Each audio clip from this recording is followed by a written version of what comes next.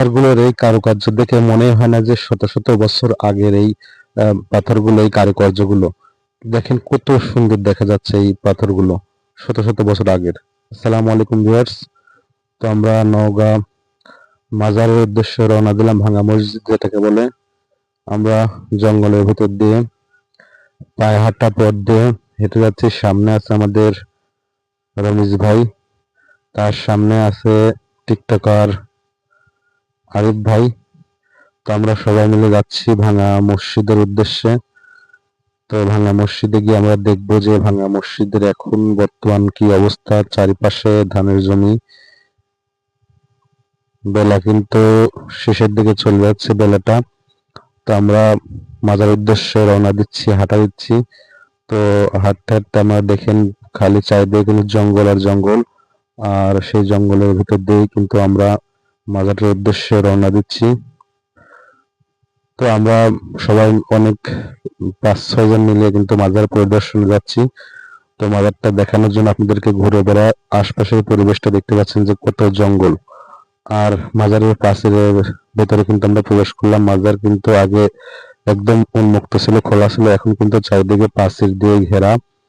তো আমরা ফার্স্ট অবস্থায় মনে করছিলাম যে এখানে মনে হয় মাজারের গেটটা বন্ধ করা, তার জন্য আমরা ওইদিকে ঘুরে সামনের গেট একটা আছে কিনা দেখার জন্য যাচ্ছি। এর আগেও আসছি যদিও, কিন্তু আমি এখনকার যে মাজারের দৃশ্যটা সেটা দেখে আমি বুঝতেই পারিনি যে এরকম মাজার দেখা যাচ্ছে। তো আমরা প্রায় গেটের সামনে চলে আসছি। তো এখন গেটের সামনে গিয়ে আমরা মাজারটা দেখবো। তো আমরা গেটের খোপ দিয়ে ফার্স্ট অবস্থায় দেখতেছি মাজারটা।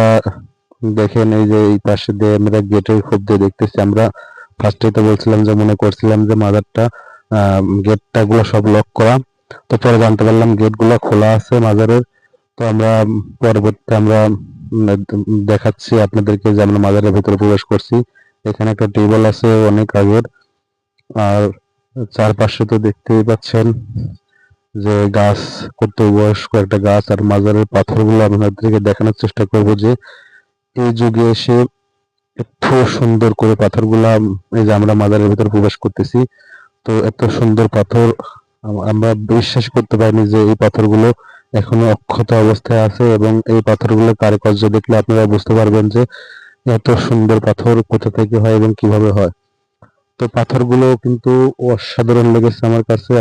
আপনাদের কাছে কি মনে হলো? দেখেন অনেক পাথর, কালো পাথর। এই পাথরগুলো কিন্তু অনেকেই চেষ্টা করছে নিয়ে যাওয়ার জন্য, কিন্তু এই পাথরগুলো কেউ নিয়ে যেতে পারে নাই। তো সেটাই আপনাদেরকে দেখানোর চেষ্টা করতেছি যে এই পাথরগুলো দেখেন কত স্লিম, কত সুন্দর দেখা যাচ্ছে। আর কারুকার্যগুলো তো অসাধারণ অসাধারণ। বট গাছটা কিন্তু অনেক বড় হয়ে গেছে।